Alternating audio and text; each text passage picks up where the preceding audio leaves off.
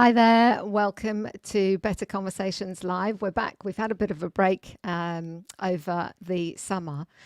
Really nice to be back. A little bit rusty, so I'm expecting a few hiccups on my part. Just welcome.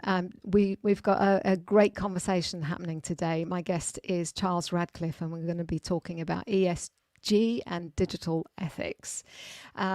Do say hello in the chat if you're watching this live, and if you are watching the replay, drop questions and comments in the discussions below. Love to hear from you on that. So Better Conversations, we are streaming live Tuesdays 1 o'clock UK time. You'll find us on LinkedIn, Facebook, on the website, and also on YouTube. 8 a.m. Eastern time, 2 p.m. Central Europe, 5:30 Indian Standard Time, and the last one is 10 p.m. Australia East Coast. So do drop in on us. And also, if you want to be a guest on the show, I'm really interested in talking to people who've got a perspective that you feel leaders need to be more conversant at, more confident in, any aspect of their leadership, decision making, how they show up as leaders. Really interested. So do drop us an email, bclive@betterconversations.co. Reach me on LinkedIn as well, and any of my co-hosts as well, if you reach out to them and you want to be their guest. So I'm going to welcome Charles onto the show now. Can we bring you in? There you go. Fantastic. So quick intro of Charles. Welcome, first of all. Thanks for coming on. Oh, I think you're on mute. Let me hang on. I think that's there we go. I'm sorry. Can you hear me now? Yes. Fantastic. I was just going to say, I'm a little bit nervous being live. I'm not used to doing live things. I'm always pre-recorded. So yeah, it's nice to be here, though. Thank you. Good. We roll with it, Charles. So whatever happens, happens, right? And it's recorded, so it stays, which is fine. So a quick bio for you. You're a serial entrepreneur. You've focused your career on solving tough technology challenges for some of the world's largest organizations. You're a geek at heart, and have a keen radar for the dark side of tech, which you believe mostly manifests unintentionally, and I would agree with that, from not considering the various needs of or impact to stakeholders, and we're going to be talking a lot about that today. Charles is a current Forbes contributing writer and a visiting fellow of the University of Bristol. In early last year, 2020, he co-founded an ESG Ratings agency called EthicsGrade, which evaluates the maturity of corporate digital responsibility at some of the world's most well-known brands, a lot of household brands. You speak a lot. So as you said, you have gone live. That wouldn't be a good thing. Yeah. And you talk on technology ethics, and I know certainly from leaders that I work with and the cohorts that I lead of leaders, this is a really growing area of interest. So you're particularly focused on emerging technologies like AI, automation, robotics, and its impact on society. Your background is law from Cambridge, and you've got an interest in a few things, science fiction being one, which I'd really expect. I'd be surprised if it wasn't in there. And early modern history, which I had to check, which is Middle Ages, correct? Are we talking the same thing here? Yeah, or maybe my description of early modern isn't very accurate. But what I'm really interested in are the conditions that led or have led us to the society we have today. So sort of late medieval period. The time of Shakespeare, that sort of mercantile leading to industrial times. Yeah. That's my great interest. Cool, fantastic. All right. So first of all, is there anything that you'd like to add to that I didn't share? No, that's great. It's always interesting hearing somebody else tell your story, and you realize that what goes online is the glossy Instagram version. behind some of those stories is a bit more reality, but we might get into. But that's great. No, It's great to be here. Thank you. good. Cool. So I thought a good place to start, and we've spoken before, I thought a good place to start is actually to define ESG and CSR, and maybe put us straight about the relationship between the two.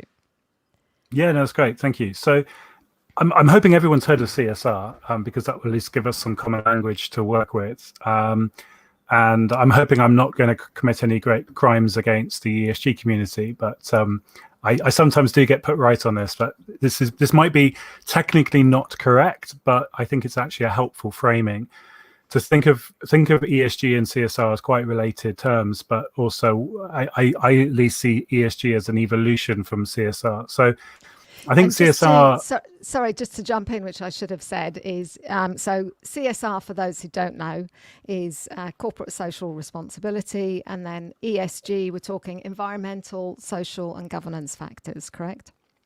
That's right. Exactly. And so I would start with say CSR tend to be kind of ground up initiatives within an organization. Not necessarily aligned to the strategic objectives of an organization, but more motivated by passionate individuals within a firm about helping a firm, have better impact on the world around. And I guess that's where ESG and CSR are very much aligned. And there's some great examples of CSR initiatives. I've certainly experienced them in the organizations I've worked in. And it's an important part of an organization's DNA in many cases. But I think there's a category difference between CSR and ESG in that ESG is really much more driven by the board, by the strategic objectives of the firm, and also really interwoven within the business operations. And I guess the discipline that we are maturing within the ESG community is really that internal reporting capability and exposing that data and exposing those insights to external stakeholders, and one particular group of stakeholders in particular, which is the investors within a firm. And so I see the two as linked, but I see the two as very different disciplines. But the common ground there is really about impact on the world. And as you mentioned, the way I like to think about ESG is really it's environmental sustainability, which certainly gets all of the headlines at the moment. It's social justice, which is critical, and for me, it's those two very broad topics, which are really the live issues of our time, the early 21st century. And it's those two things, how an organization is moving the needle on those two factors through its corporate governance, and that's the thing that we are measuring and looking at. And I read an article from earlier this year talking about, which types of companies, which sectors are doing better than others. And I thought that was kind of interesting. So pharma and biotech are potentially doing better, certainly when it comes to, I think, is it AI governance in particular? And challenges in that space, so potentially scale-ups and startups are maybe doing less well. Did I read that correct? Yeah, I'm guessing you're talking about the Tech Monitor piece that we that we contributed some data to. So I guess what's interesting for us is we're a very niche provider of ESG data and research, and we have a very singular lens, which is we're looking at an organization's digital strategy and how digital innovation manifests towards ESG issues. And I guess what's interesting about having that very singular lens is that, obviously, if we're looking at, let's say big tobacco or big oil firms from a kind of classic ESG perspective, those are not industries where you'd expect firms to necessarily be leaders, given the nature of their business. Whereas we're only interested in digital. So for us, organizations which maybe don't score particularly well on classical ESG scales, we don't necessarily mind too much about that. What we're really interested in is how is an organization living its digital responsibilities. Right. And I think one of the things that's become most interesting and a surprise to us, I think, frankly, as we started to see this pattern emerge through the data, was the biotech pharmaceutical industry, and actually how strong it seems to be at questions of digital ethics. And I think we now, having spoken to so many pharma firms over the last 18 months, I think we're now starting to build a picture of why that is.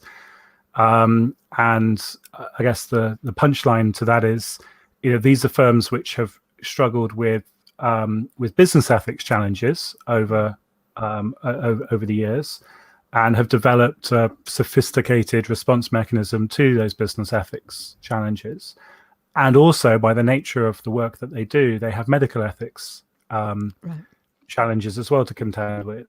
And so I guess having a strong discipline for those two branches of applied ethics means that when questions of digital ethics started to surface and rise up the agenda, the instant reaction, the natural reaction for those organizations would be to look at their internal capabilities that they've built already and see how well they apply to this new question.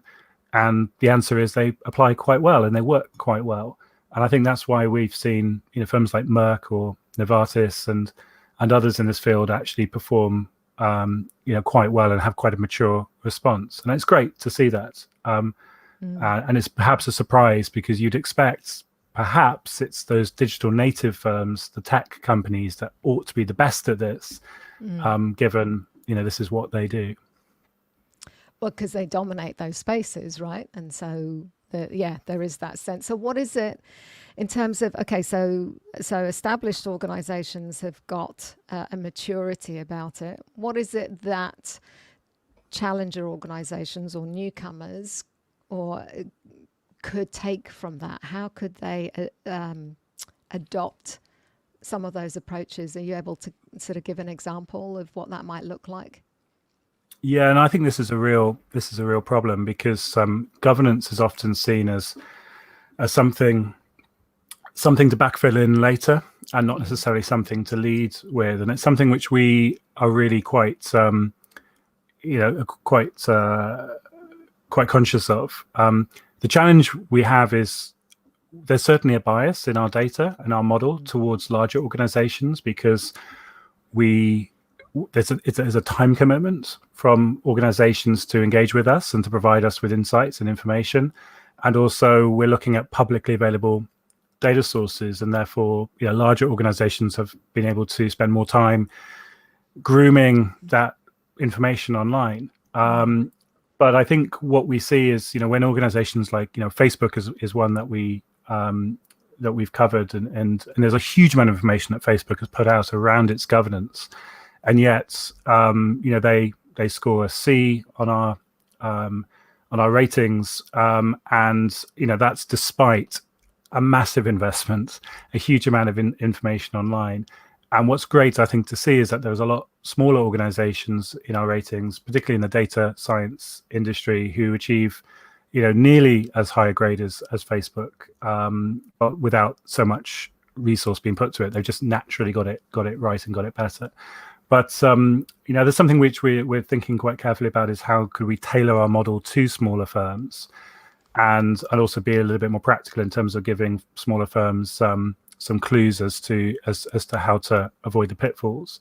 But if I may, I can just point at one as a starting point. Yeah. I think the key thing, and I think if you take a very, very small business, let's take a market trader, somebody who sells, I don't know, bread or fish or something in a very traditional setting, that person is very much intertwined within its multiple stakeholder groups. That person may or may not have employees, but if they do, they'll know them very well. They're certainly likely to be from the same community that they're operating in, so their customers in the community of the same stakeholder group. Probably don't have investors, but certainly suppliers or organizations they probably built a. So that organization, that market trader, is likely to intrinsically have a very good stakeholder engagement strategy. They probably won't think of it in those terms, but it will be a natural response because they'll understand their stakeholders. And if they transgress, imagine my hypothetical market trader were to pour some toxic chemicals into the gutter, they would be pulled up on that pretty quickly. And in fact, that social response will be a big reason not to behave badly. And so I think from a small business, micro business perspective, it's very clear to see how ESG is actually very well integrated with the operations of an organization, because that stakeholder alignment is very strong. Unfortunately, when an organization scales and has, in the online case, billions of users potentially, that alignment to stakeholders starts to break down. And it's really that's the kind of the core essence of what we're doing, particularly around when we talk about digital ethics. What we're really talking about there is the extent to which an organization has understood its stakeholders and built that feedback mechanism back into the design process of its technology. And that's really the core thing we're looking at. And I guess the shocker is, bigger firms, those who've scaled, find that much more difficult, simply because their stakeholder groups are much more dispersed, much larger, and perhaps there's much less alignment even within those groups as to what the priorities are. And do you think? Yeah, I'll stop there. Well, it's fascinating because there's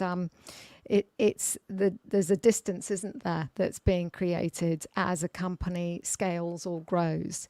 And I wonder how much of that is leaders are become at a greater and greater distance from that pouring something down the drain, and don't are sort of sheltered, or there's a big buffer, isn't there, between them and the impact of some behavior within the organization.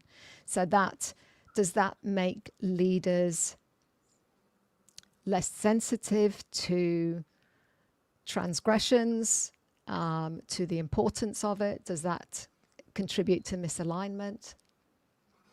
Yeah, I think exactly that. And I think this is why ESG is so helpful as a discipline, because it's really about a couple of different things. It's about understanding, I don't think you can do ESG successfully without really trying to get to understand your stakeholders.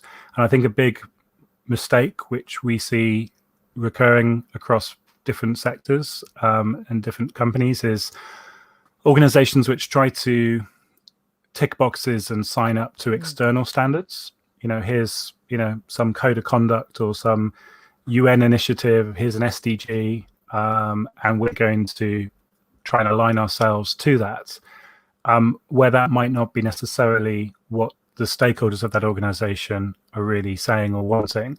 And I think the particular group of stakeholders where there's a very high chance of misalignment is between employees, the community an organization is operating in, which is different to its market, and its investors, and particularly where those investors are also, the leadership of an organization. Tech companies, you see that quite often, where a major shareholder is the CEO or the founder, and obviously their interests are probably very highly misaligned with their customers' interests or their users' interests. Customers and users are obviously two different things in the online world. So that discipline of stakeholder engagement is really critical, and I think that's at a real mixed level of maturity. There's some organizations which are phenomenal at this, and there's some which haven't woken up and realized this is important. And one of the things that we see, and there's been a very helpful, there's a very helpful paper 20 years ago on this subject with relation to human rights, by a guy called Simon Zedek, and he was charting the course that Nike took towards human rights in their supply chain. And he realized that actually Nike's progression and through its maturity is actually something which is much more generalized in terms of how firms respond. And the levels that he identified are essentially a defensive level. There's no problem here, nothing to see, go away, leave us alone. And then the next level is compliant. We follow the laws, so back off, leave us alone. See a lot of that in the tech industry. And then the next level of response is what we call managerial, which is really starting to measure things because it maybe helps you look good. Then a more strategic response, which is measuring things because you realize it's in your interests too. So it's not just looking good, but actually trying to be good because there's some business case towards it. But then really beyond that, there's something greater, which is a sort of a civic responsibility, which is we're doing this not because it's in our interest to, or because we look good doing it, but because we ought to do it. And I think particularly around environmental sustainability issues or social justice issues, leaving aside digital, I think that is now, we're now starting to see that thought leadership, some organizations really trying to move into that final place. In the digital sense, I think there's many more laggards than there are leaders. So that's the first discipline. It's about stakeholder engagement. The second one is about the integration with business operations. And this is where the challenge for me lies still. And that is, organizations may have identified principles, some nice words which they've put on their website or put into a glossy PDF and put on, online, that speak to what they hope that an organization is going to achieve through digital innovation. But there's very little in terms of integration from that down to the front line. And particularly when it comes to data, there's very little operational data. And we suspect that's for a couple of reasons. One, because organizations aren't measuring the data in many cases. And then secondly, those that do haven't realized the relevance of this data to external stakeholders. And so it's really those two things that we are spending so much of our time trying to unpick and move the needle on. Yeah, and thank you for that, because that provides a lot of context. And it is, when I'm listening to you, I'm thinking about how much even issues that leaders are grappling with, certainly in the space I operate, of scale-ups and startups, of just even thinking more strategically about their own roles. They just don't get a chance to do that very often. And this piece about advocating for your stakeholders is challenging, like across all organizations, doesn't matter what the maturity is, but for the ability of leaders to advocate on behalf of others is a real challenge. Is really difficult for leaders to do. It's not common, and people that do it, you recognize as being sort of having some strong thought leadership or being quite inspiring. But in the main, what I hear a lot is companies and leaders are firefighting and just trying to run operationally and wish they had more time to think strategically, or even sort of advocate for their teams and so on. And while bigger established organizations kind of have the structures in place and to look at things in a more methodical way, there is this big gap, isn't there, between digital native companies, young challenger companies, and their leaders being able to even get their arms around, what does that mean for us? And it is easy, I guess, to hook on to the sort of big targets that we see out there that we're exposed to, and them not being necessarily relevant to what is important for our stakeholders. And I think there was something you said before, which is you have to focus on what's relevant for your stakeholders rather than go for these big targets, because that's when you're challenged about your position on ESG, you can defend it in terms of this is what's relevant for our stakeholders right now. Yeah. No, I think that's the critical thing. And I think that's really where the opportunity lies for smaller organizations is, I think you're much closer, successful ones at least are going to be much closer to their stakeholder groups, and organizations which are struggling, that's probably a tip I would suggest, is get closer to your stakeholders, and within that is probably the answers to why you're struggling. And I think we've seen, I don't want to pick on any, it's easy to pick on bad news stories, but let's take Brewdog as an example of a firm which isn't, it's not a multinational megacorp. It's it has quite humble beginnings, and in many respects was seen as a great organization for so much of how they were presenting themselves to the world. And then it became clear that actually, the reality of within the firm was actually very different to the marketing message that was communicated. And this was totally at odds with the values of, one core group of stakeholders, which is employees. And I think when that news story broke, it then had an effect on another group of stakeholders, which was customers. And a lot of people have, voted with their wallet in terms of their response to that. And that's really why ESG, I think the examples of organizations really breaking down badly are thankfully few and far between. But when they do happen, they're catastrophic. But I think where there's more marginal transgression, there's so much opportunity there to optimize and find efficiencies and find better.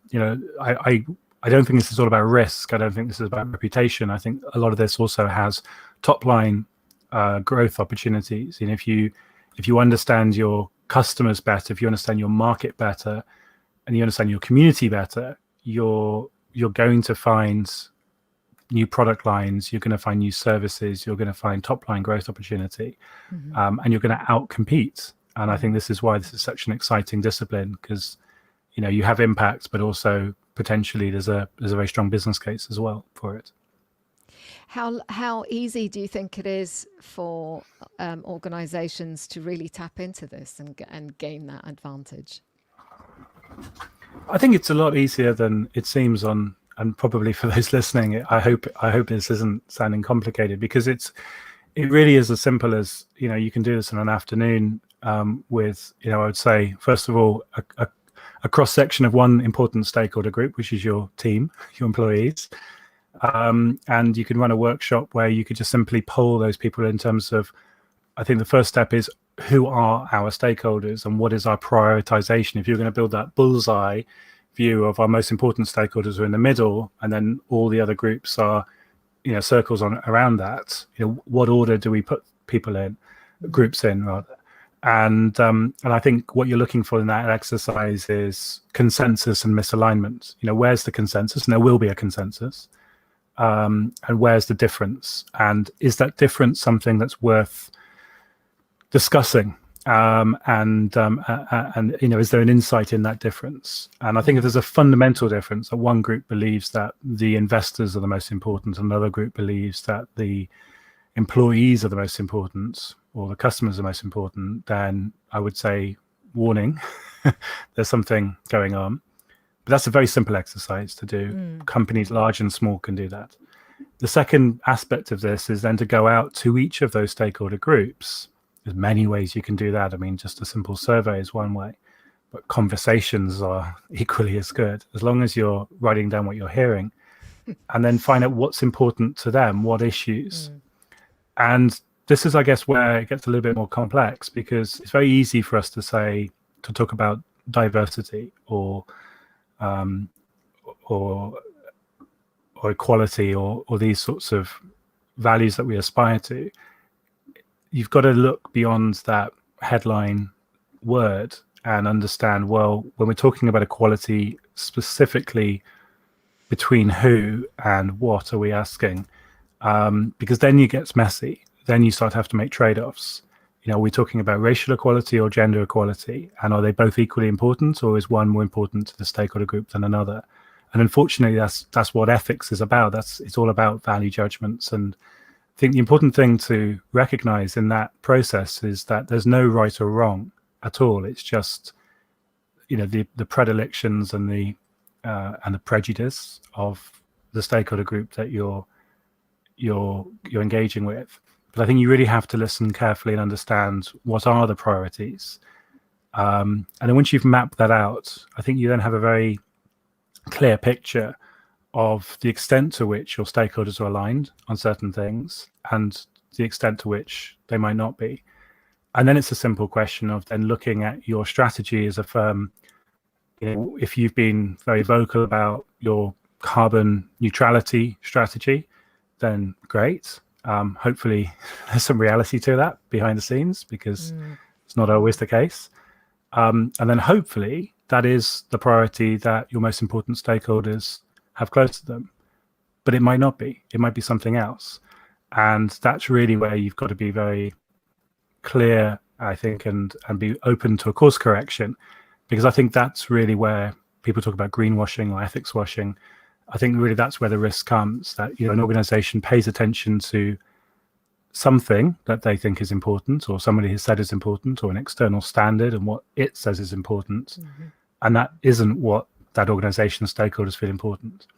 And I think when we've seen, certainly when I talk a lot about the techlash, you know, why we've fallen out of love with technology over the last 10 years, and why there's greater and greater mistrust of tech companies and organizations which implement tech, which is a great shame, because as you said earlier, I'm a geek and I love technology and I want to see technology enrich and improve our lives in so many ways. But this loss of trust that we have, why is that there? And it's simply because there's a misalignment between how tech impacts us and what we want tech to do.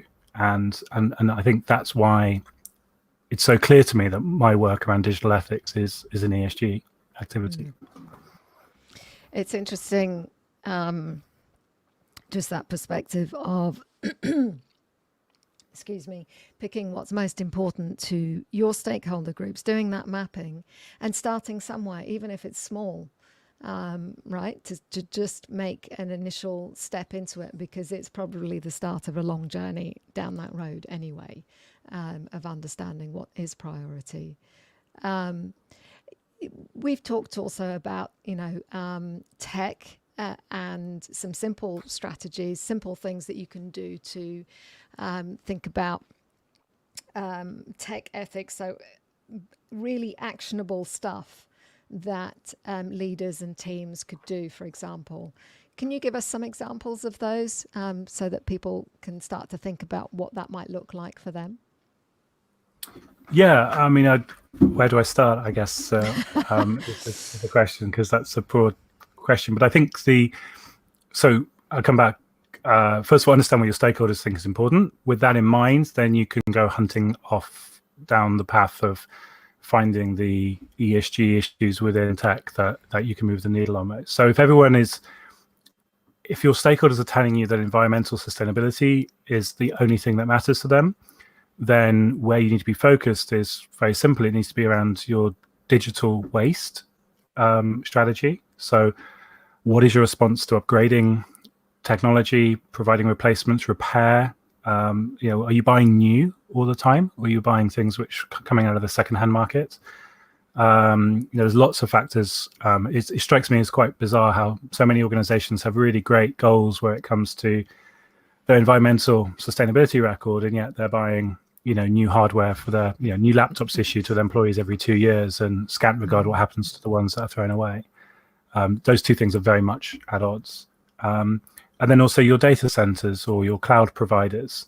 And there's really a couple of factors there. One is how efficient is any technology you're buying in to the organization or developing yourself. And code optimization or code efficiency has really not been a thing in the tech industry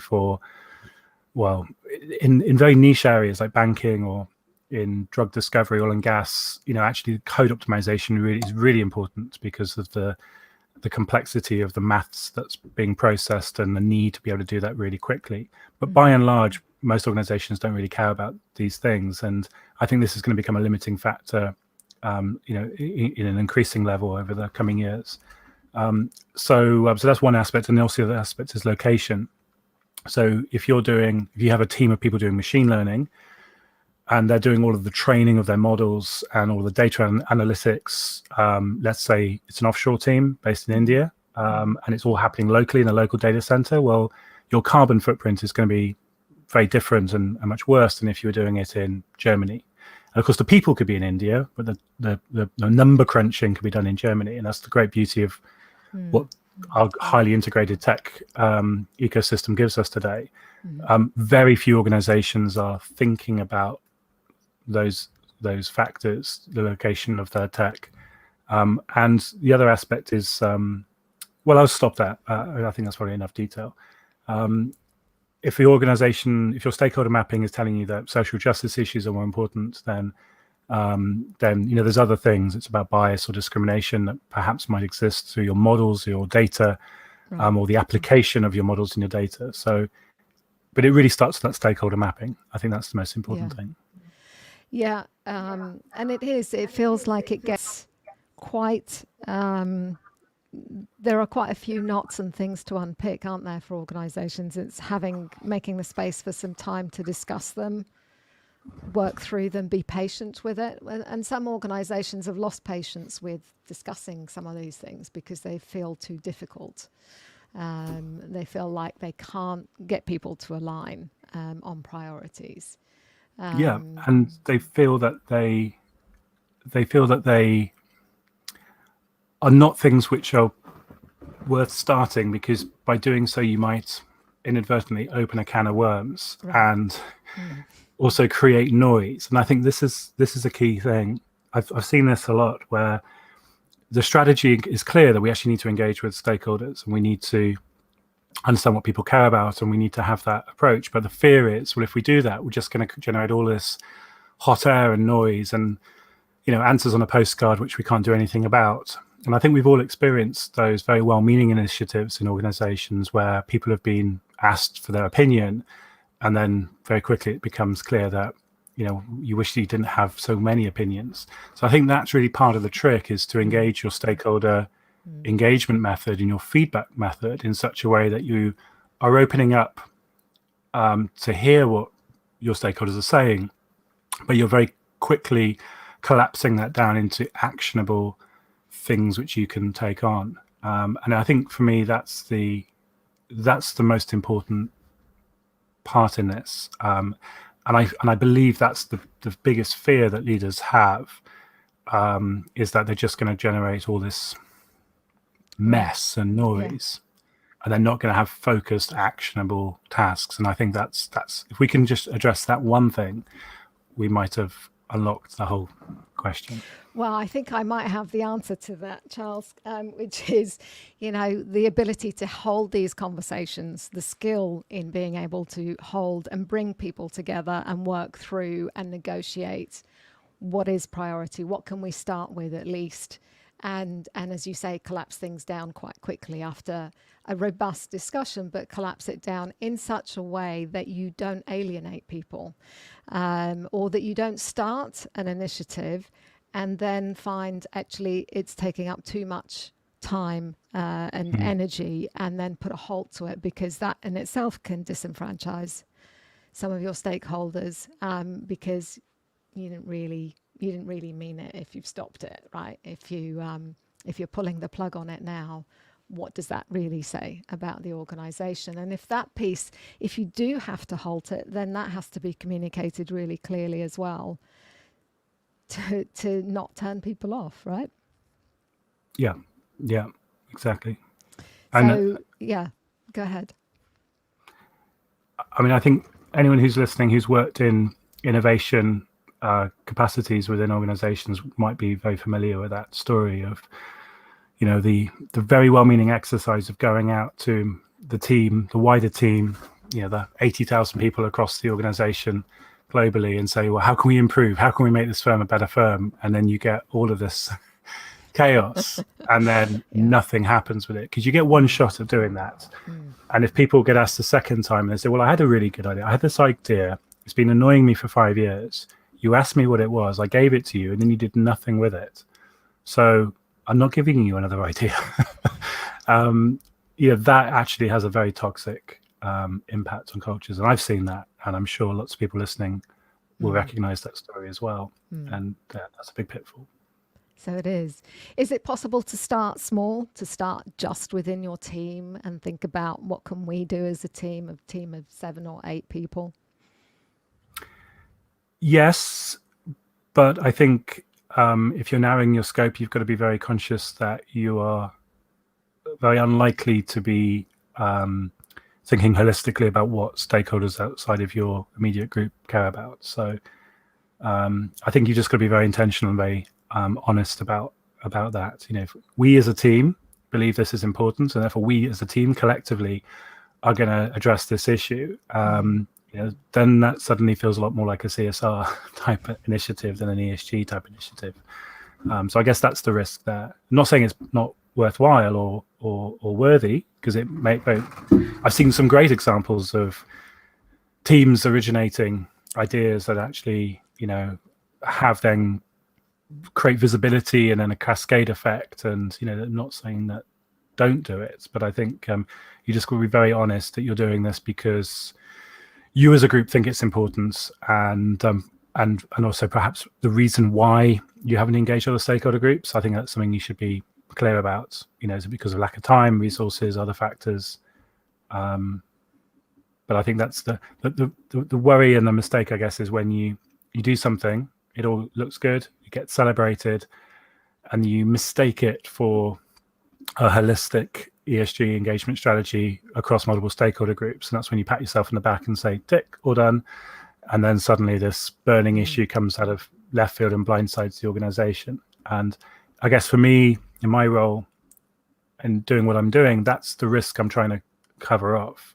Investors who invest in companies, they're looking at the financial performance, they're looking for investment returns, but they're also looking for, is this going to be on the front page of the Daily Mail tomorrow for the wrong reasons? And unfortunately, those stories about XYZ Corp is evil because can you believe this thing was going on for the last 3 years? Those stories are so obvious when you look backwards. When you look backwards, you can unpick all the data and see all the complaints. It's like, well, my goodness, how did no one do anything about this? And then they look at ESG companies like mine and say, well, how these guys are paid to realize the risk and surface to us. How come they didn't know? And I think that's the thing. That's why this happens, is because something that's mistaken as being holistic is actually not, and that's something which hopefully we're getting right more times than not. Where does this might be an uncomfortable question, but where does the responsibility ultimately sit? Is it with should investors be raising this as a concern for their investments or companies that they put money into? Is it the founders or the leaders who are charged with growing that organization? Where does that responsibility sit? So I would say, holistically, leaders. I mean, there's more than leaders as a plural, apart from for one-person businesses. So when I say leadership, it doesn't just mean the CEO or the board.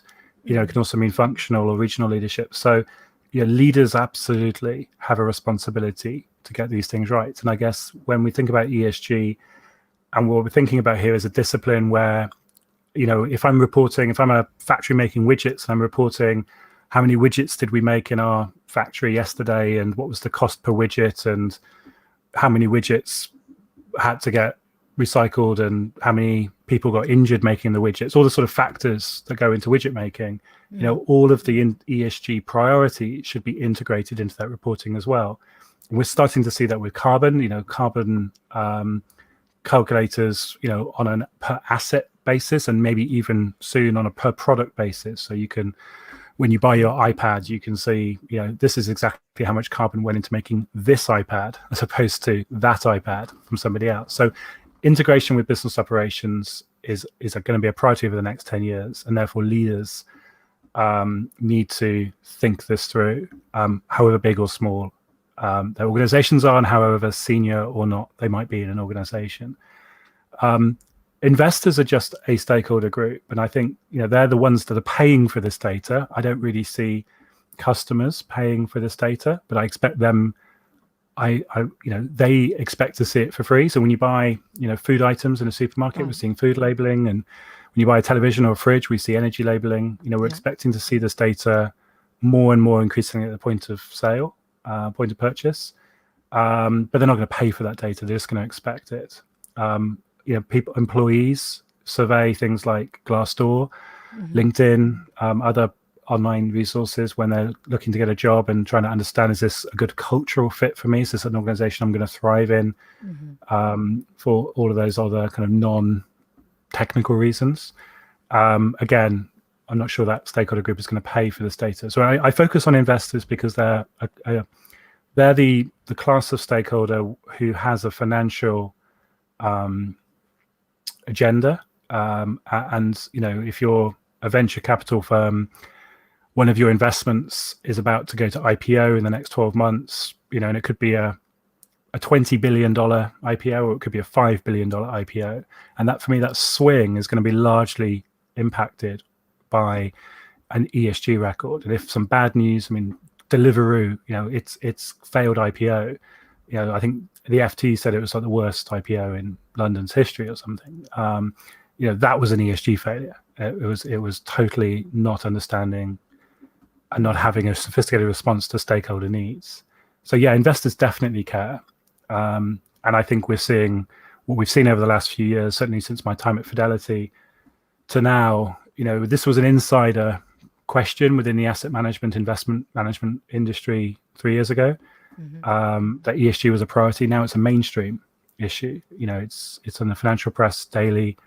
You can't really get away from ESG at all. And of course, there's lots of debates as to whether ESG is good for investor returns or bad for investor returns. I think, frankly, none of that really matters. I think it's really about this greater understanding as we move through the century. And certainly, I think the generation who come after us are much better at this than we are. Certainly, it's true of me. I think my kids seem to care more than I did when I was their age, and certainly that's true of my team who are younger than me. It's amazing to see the passion they have.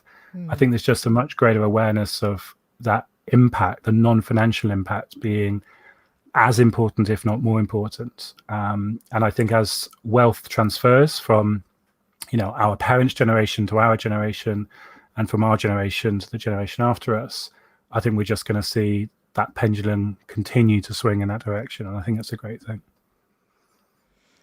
I like that context. Thank you, Charles. That was, it is definitely, we're not going to get away from it. It is going to become more and more prevalent, hopefully more and more in conversations, in decision-making conversations, at multiple levels. I certainly, my pension is steered towards the highest ESG rating I can get, so that's really important to me. And that was at a time when I probably didn't really understand too much about the implications of that. It just sounded like the right thing.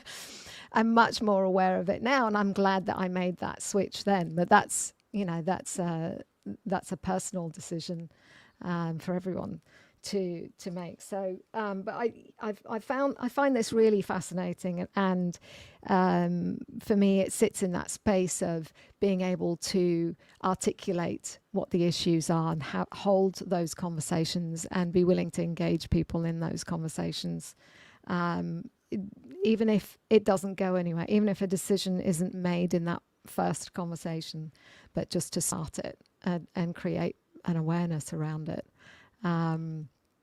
So thank you. We are going to do phrase of the week. Are we? Are you good with that? Yeah. Yes.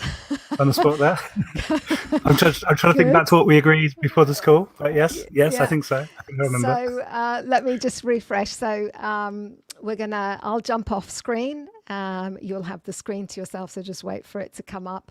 You'll be in this lovely bubble, and then go for it. Just whatever you think is really important for leaders to maybe be aware of, and how to approach ESG in their discussions, and then just give me a little bit of a pause at the beginning and the end so I can slice it and use it later. Okay. All right. I shall jump off.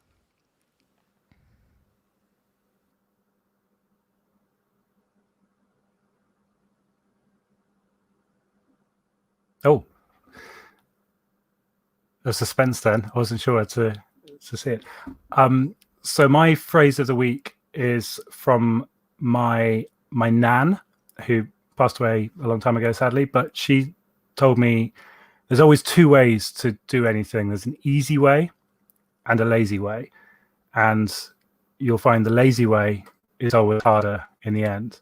And when I was a boy, I never really understood this phrase. She told it to me so many times, but now now I'm a dad myself, and with a young family, I can see how it's important. So whatever task you're doing, it's always a tendency to to carry more books than you can possibly hold up a staircase, and then you'll quickly find you'll have to make 2, 3, 4 trips as you drop them on the way. And I see this in work and business all around me. So yeah, there's always an easy way and a lazy way. The lazy way will always be the harder way.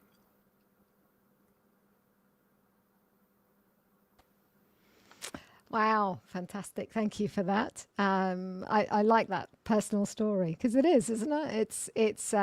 It's things that didn't make sense or we didn't really appreciate. You know, much younger. That as we get older and we're living some of their experiences or we're treading the same path as them, we can see how much that makes sense or why that's important.